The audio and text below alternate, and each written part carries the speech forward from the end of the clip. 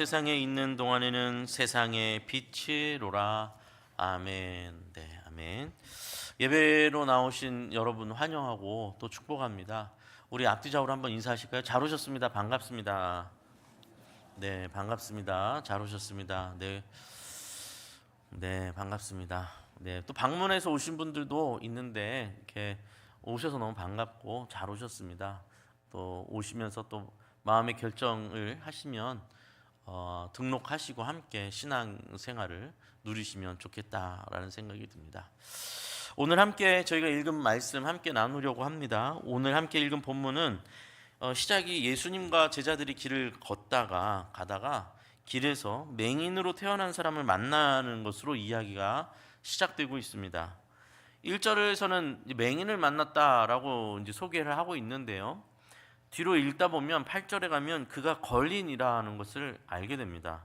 그러니까 거린으로서 길에서 구걸을 하고 있었던 상태였던 것이죠. 2절에서 제자들이 예수님께 묻습니다.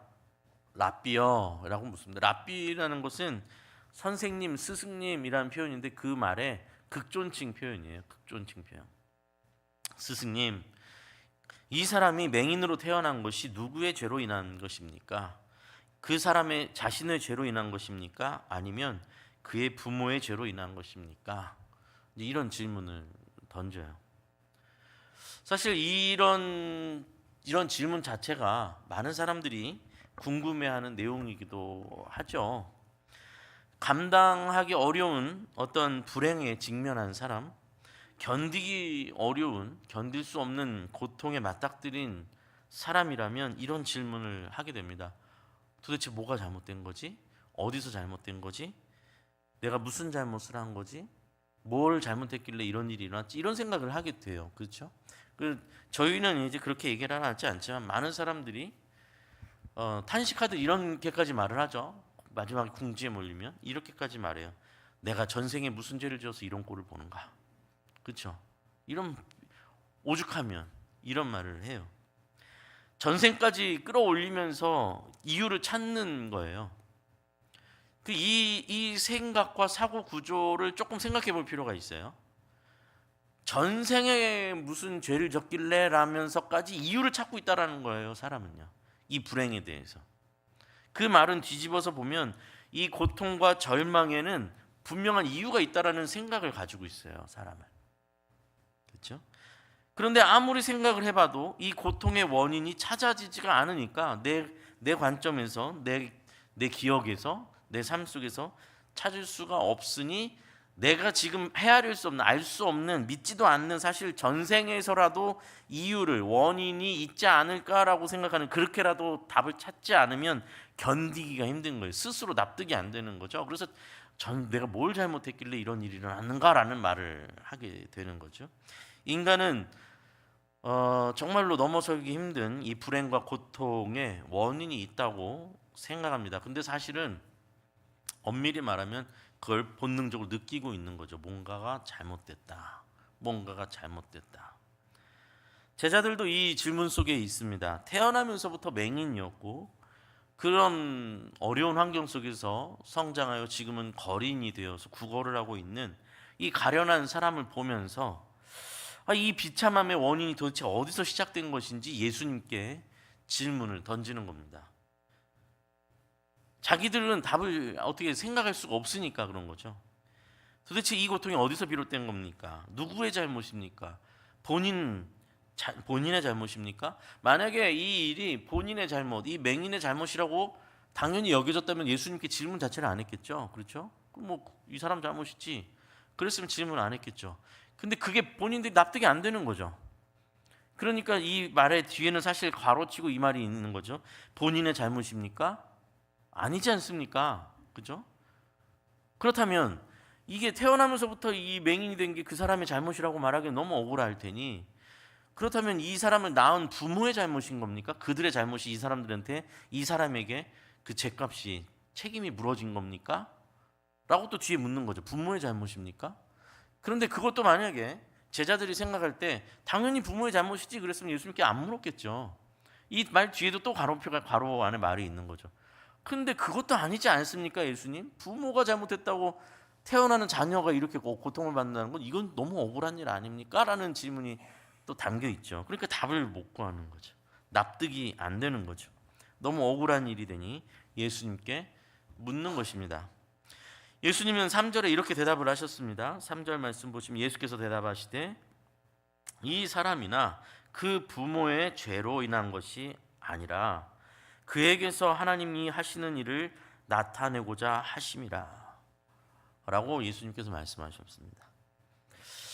이게 어떻게 보면 쉬워 보이는 말이지만 또 그렇게 쉬운 말은 아닙니다. 대답이 아니에요.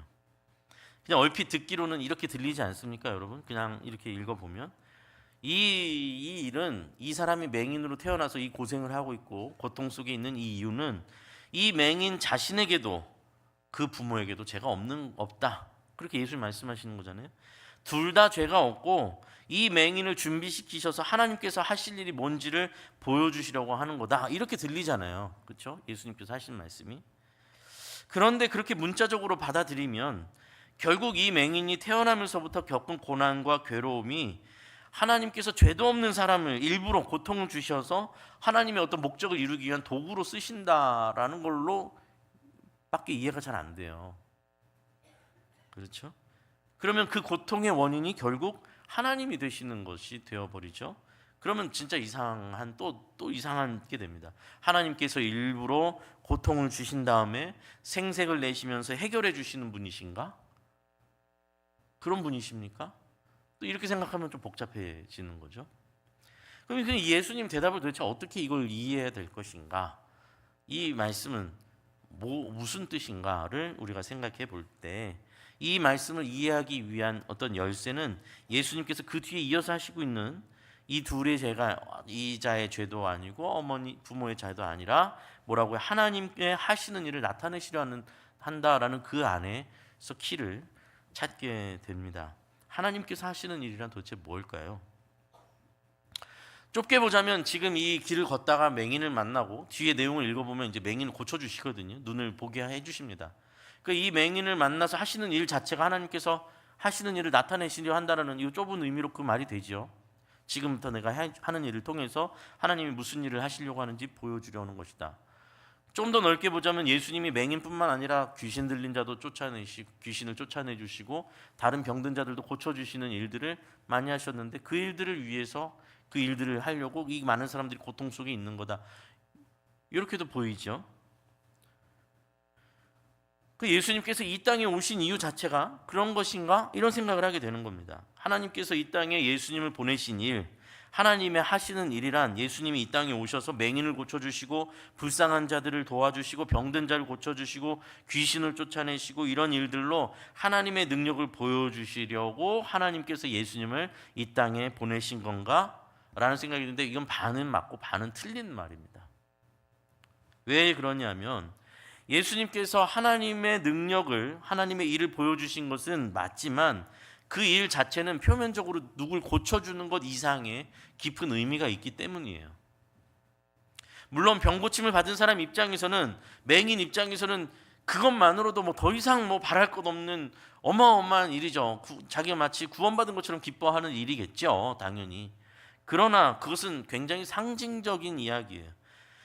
여러분, 만약 예수님의 목적이 그렇게 만나는 사람마다 병을 고쳐주시고 귀신 쫓아내주시고 배고픈 자들을 먹여주시고 하는 것이 예수님의 최종 목적이었다면 성경 읽어보면 이해되지 않는 사건들이 계속 나와요. 뭐냐면 예수님이 밤이 새도록 그렇게 고쳐주시고 밤이 새도록 그들을 낫게 해주시는데 정작 그들이 예수님이 병 고쳐주시고 사람들을 그 고통에서 벗어나게 해주시는 걸 보고 막 몰려들잖아요. 그럼 예수님은 제자들에게 자, 이제 다른 동네 가서 하나님 복음을 전하고 전도하자. 내가 이 일을 위해서 왔노라 하고 그 자리를 피하시는 일들이 성경 속에서 계속 나타나요.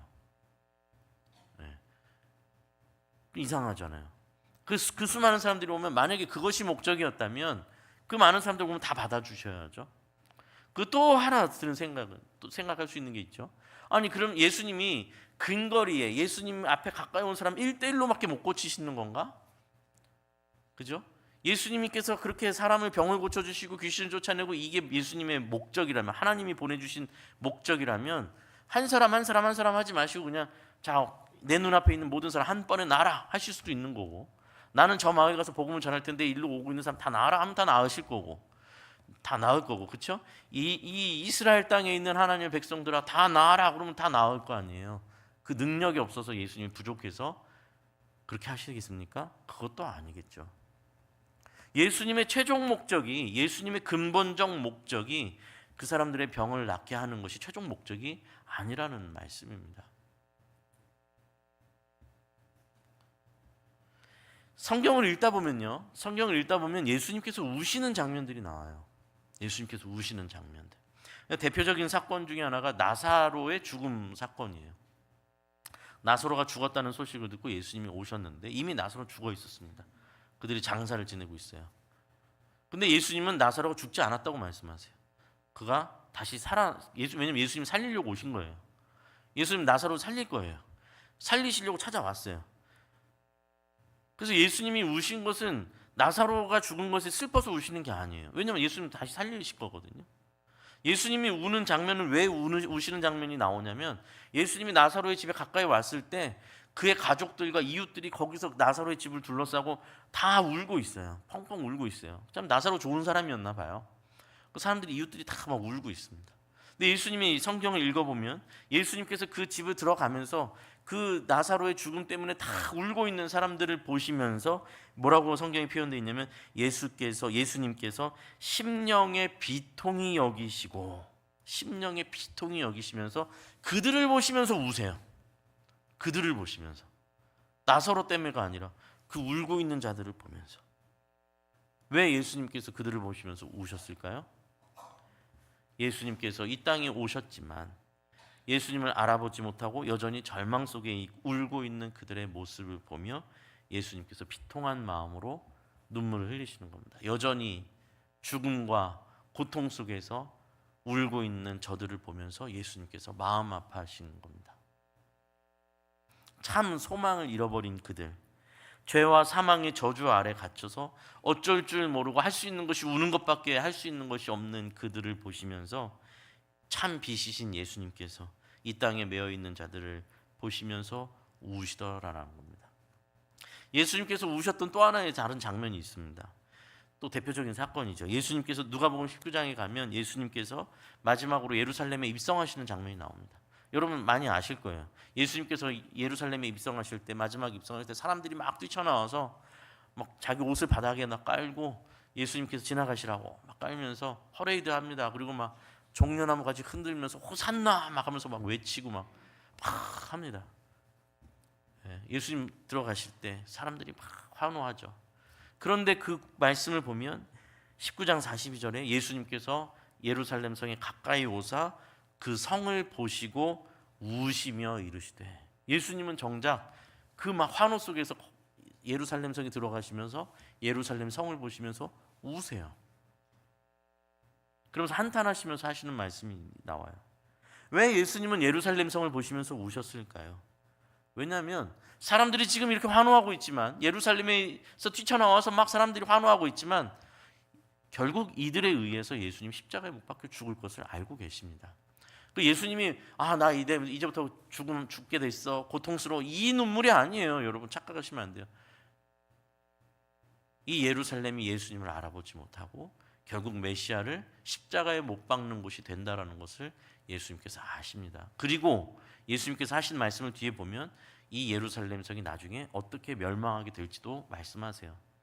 그래서 AD 70년에 실제로 주후 70년에 로마가 와서 예루살렘 성 무너뜨리고 성전도 다 무너뜨리면서 아주 비참하게 많은 사람들이 죽습니다. 예수님께서 그것을 아시죠. 그 예루살렘 성에 들어가시면서 이제 이 예수님의 십자가 사건을 임박한 그 상황에서 예루살렘 성을, 예수님을 십자가에 못 박게 되는 이들, 결국 메시아를 십자가에 못 박는 저들을 보면서 눈물을 흘리십니다. 그 예수님의 눈물이에요. 그 예수님께서 이 땅에 오셔서 예수님이 우시면서 예수님이 집중하신 게 뭐예요? 병 고침 맞아요. 귀신 들림을 쫓는 것도 맞아요.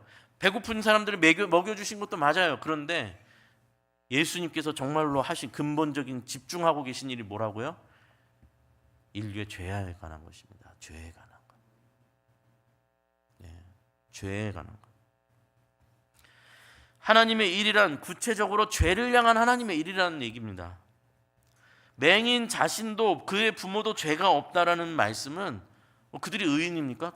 성경에 죄 의인은 아무도 없다고 하는데요. 당연히 그들도 죄인이지만 그들의 그 개인적인 범죄로 말미암아 이런 비참한 현실이 일어난 것이 아니라 단순히 한 개인과 한 부모의 범죄로 인한 비극이 아니라 누구도 예외일 수 없는 온 인류의 죄로 인한 것이라는 거예요. 이 문제를 하나님께서 드러내시고 이 문제를 해결하기 위한 것이 하나님의 일이기 때문에 그렇죠. 죄 사슬에 매여 고통을 피할 수 없는 인간의 비참함을 드러내시고 그 비참함을 해결하시기 위해 예수님께서 이 땅에 오셨고 하나님께서 예수님을 이 땅에 보내셨다라는 말씀입니다. 그것은 거슬러 올라가자면 결국 인류의 조상 아담으로부터 이어진 인간의 비참한 하나님을 거절한 그 인간의 결과요, 죄의 값이요, 하나님과 단절되어 죄의 통치 아래로 끌려 들어간 추락해버린 인류, 그 참혹한 현실, 그것이 이 맹인과 같은 비극의 원인이다라는 말씀입니다. 여러분 정직하게 생각해 보면 이뿐입니까? 오늘날 이 세상에 일어나고 있는 수많은 비극들이 있지 않습니까? 그렇죠? 여전히 전쟁의 불씨가 꺼지지 않고 있죠. 이미 수년이 지났습니다. 수십만이 아니라 수백만의 청년들이, 젊은이들이 이 3, 4년 사이에 저희는 너무 가깝지 않으니까 체감하지 못하고 있을 뿐 전장에서 그 피워보지도 못한 젊음을 피로 적시고 죽어가고 있지 않습니까? 이 누구의 죄라고 말할 수 있습니까? 한두 명의 죄입니까 이게?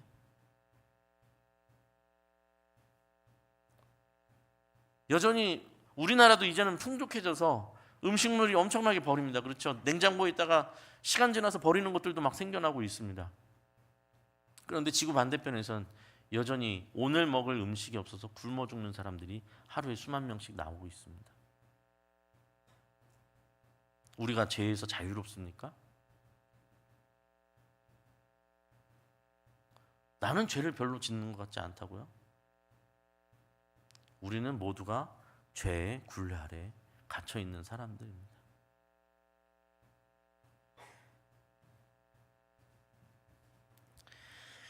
그렇다면 도대체 하나님의 하시는 일을 나타내심이란 무엇입니까? 인간은 먼저 절망과 고통 속에 갇혀 있는 존재라는 것을 깨닫게 하시는 일입니다.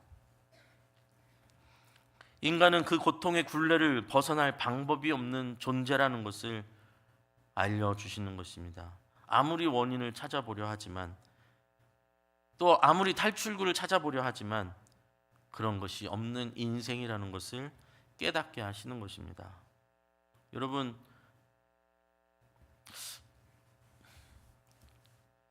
제가 이제 교회에서 사역을 군 제대하면서부터 했거든요. 2001년도에 사역을 시작했습니다. 25년이 지났지 않습니까? 교회에서 정말 많은 분들을 경험하고 많은 분들을 대하면서 깨달은 것 중에 하나가 뭔가 하면 정말 사람들은 다 아무리 겉을 꾸미고 그럴듯하게 하고 힘주고 아무리 괜찮은 척 할지 몰라도 모두가 떨고 있다는 사실입니다. 떨고 있다. 우리 자신이 알고 있는 일이고 하나님이 아시는 일입니다. 우리는 떨고 있고 불안해하며 두려워하고 있습니다.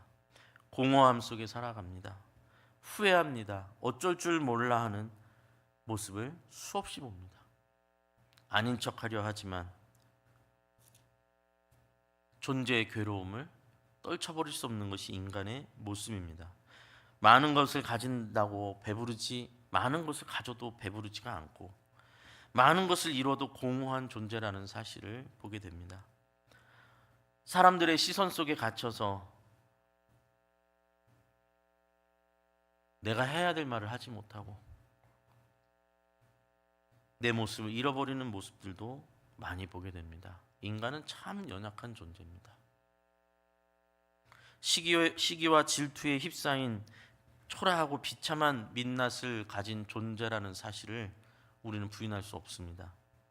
인간은 철저히 죄의 굴레에 갇혀 있는 존재다라는 사실입니다. 그것을 인정할 수밖에 없는 것입니다. 사실 복음 앞에서, 십자가 앞에서 인간은 그렇게 낱낱이 드러납니다. 아무것도 아니라는 사실이. 하나님의 일이란 무엇일까요? 그럼에도 불구하고입니다. 그럼에도 불구하고. 하나님의 일이란 그럼에도 불구하고. 그 절대적 절망과 고통의 근원 속으로 예수님을 보내신 일이 하나님께서 하신 일입니다. 무엇을 보여주시려고, 무엇을 나타내시려고 예수님을 보내셨단 말입니까? 모든 고통과 절망의 근원인 죄의 통치를 부수시는 하나님의 능력을 나타내시려고 오신 겁니다.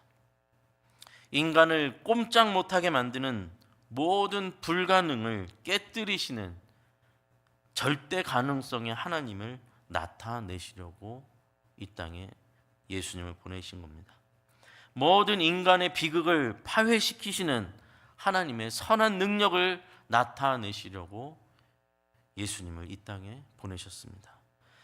우리 스스로도 견디기 어려운 우리 자신의 모든 더러움을 빛나는 하나님의 영광으로 바꾸시려고 예수님을 이 땅에 보내셨습니다. 이 모든 일을 이루시는 십자가의 능력을 우리에게 드러내시려고 하나님께서 예수님을 이 땅에 보내셨습니다. 우리 죄의 근원과 고통의 근원을 피하거나 덮거나 대충 가리려고 하는 것이 아니라 그 자체를 파고들어 그 자체를 깨뜨리고 부수고 뒤바꾸시는 하나님의 의지가 담겨 있습니다. 존재를 흔들고 변화시키려는 하나님의 능력을 나타내시기 위함입니다. 오직 예수 그리스도만이 우리의 영원한 죄와 그 죄로 인한 고통, 불안과 결핍의 근원에서 건져내실 수 있는 분이십니다. 그분을 인정해야 합니다. 이를 위해서 이 땅에 주님이 오신 겁니다. 여러분, 우리 신앙생활이라는 것을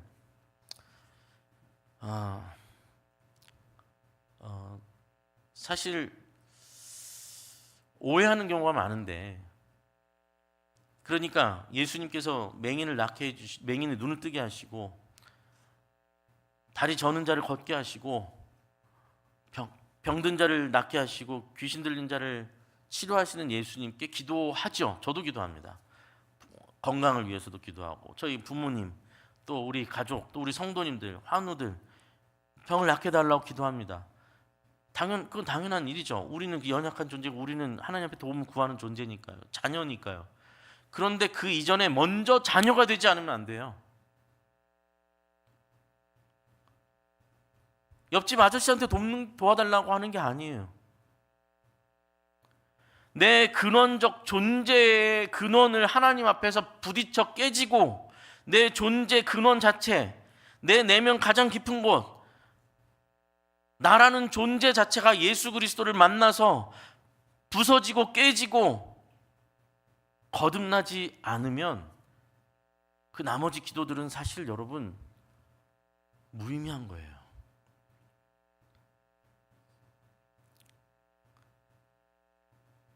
예수님께서 이 땅에 오신 건 우리의 문제들 하나하나 해결해 주시려고 오신 것이 아닙니다. 물론 예수님은 정성을 가지고, 정말 예수님은 땀을 흘려가며 밤이 새도록 고쳐주세요, 병자들을.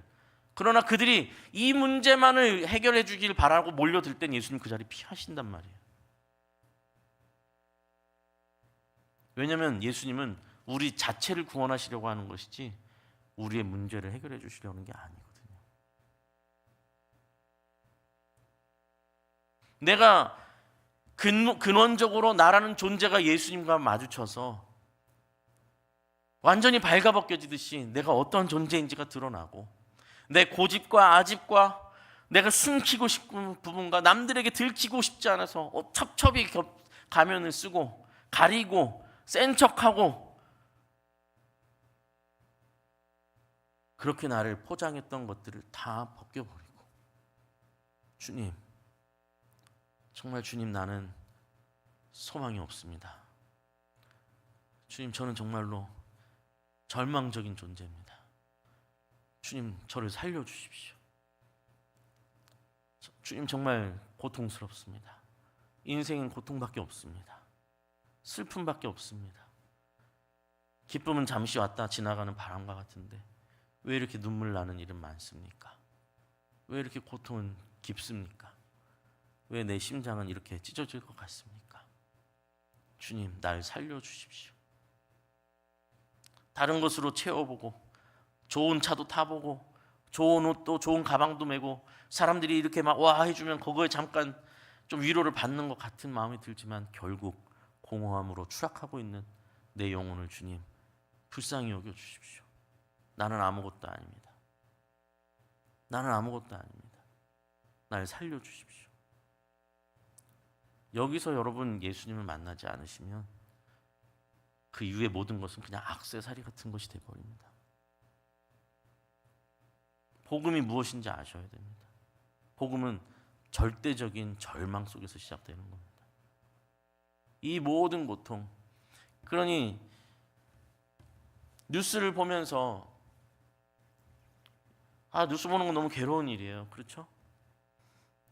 정말 꽃같이 피어나고 있었던 어린 청년이 길을 가다가 일면식도 없는 사람한테 칼에 찔려 죽는 이 뉴스들을 봐야 돼요. 우리는 온갖 부패와 부정으로 막 세상이 막 어그러지고 있는 것들을 봐야 돼요. 전쟁의 소식이 끝나질 않아요. 그런데 그걸 보면서 저 사람들은 도대체 뭔 죄를 저질러 저래? 정말 그런 문제냔 말이죠. 아니죠. 이 세상이, 우리 자신이 모두가 죄로 어그러지고 망가졌기 때문에 일어나는 일들 아닙니까? 근본적으로요. 근본적으로 가슴 아파야죠.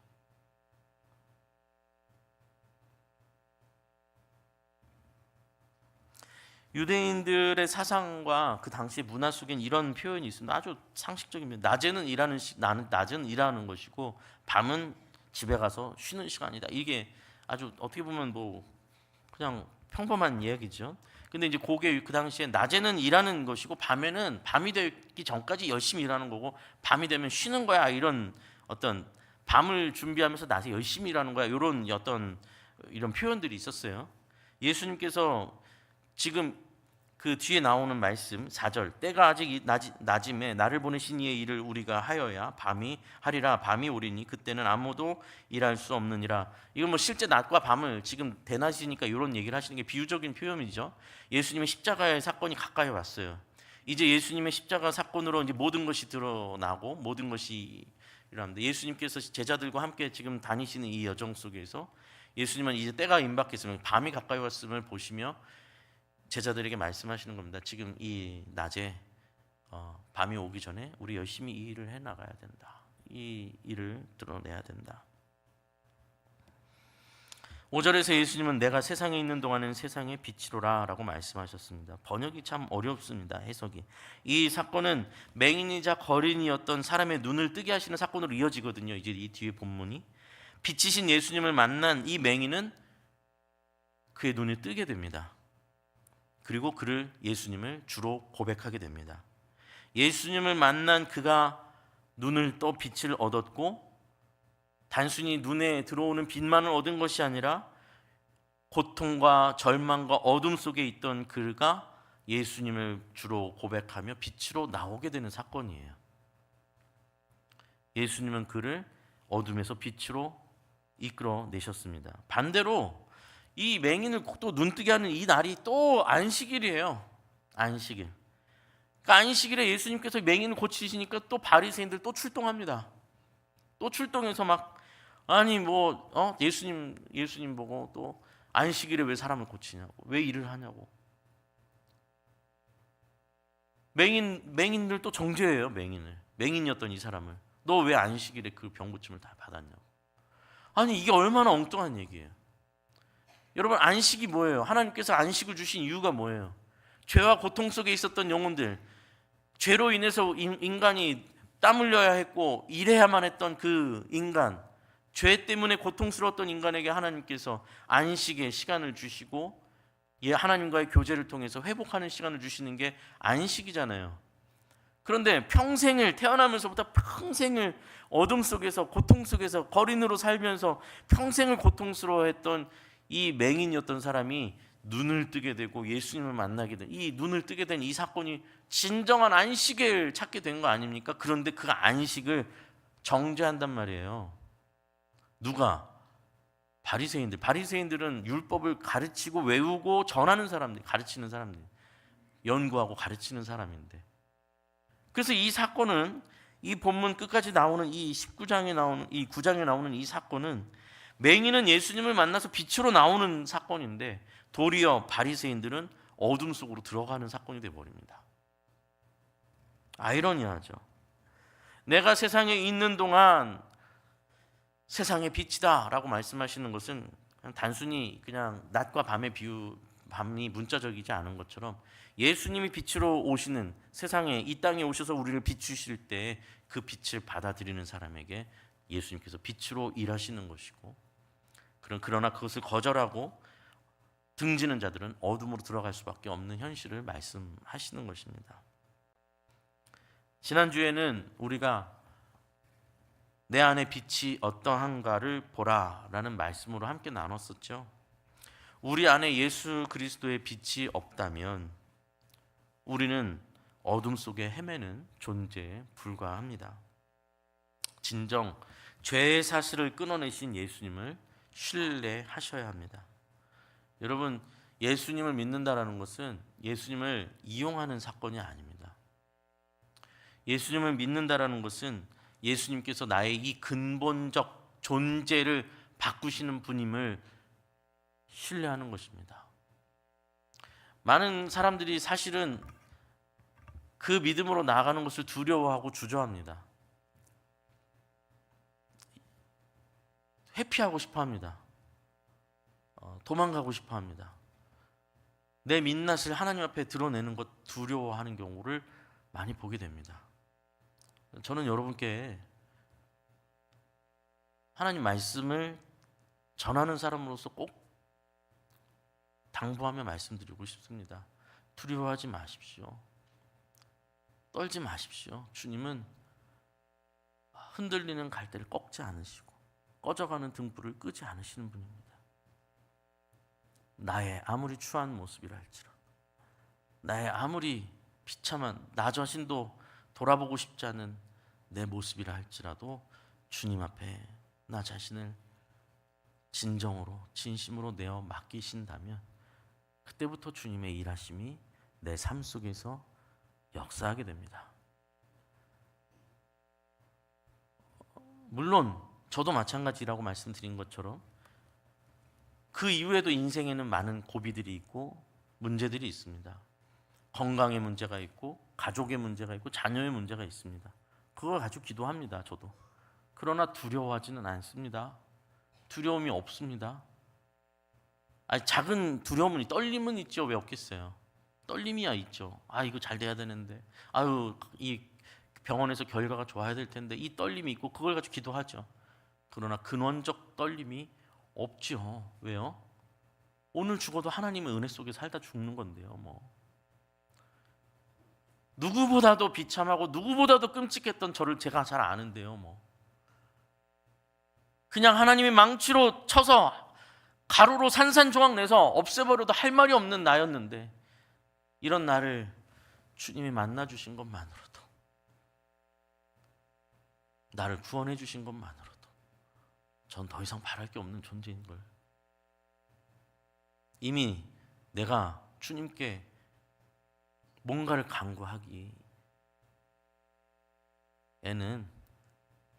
감당할 수 없이 많은 크고 놀라운 은혜들을 이미 받고 살고 있는 존재인데요. 오늘까지 살게 해주신 것만으로도 얼마나 큰 은혜인지, 그것만으로도 얼마나 할 말 없는 인생을 산 것인지, 억울할 게 뭐가 있으며 두려워할 것이 무엇이 있겠습니까? 영광 중에 나를 부르시는 주님이라면 내가 주님 앞에 그 기쁨이 있는데요. 그 기쁨이 없으면, 그 예수님과의 만남이 없으면, 그 동행함이 없다면 주님, 여러분 내 안을 깊이 들여다 보셨으면 좋겠습니다. 정말 진짜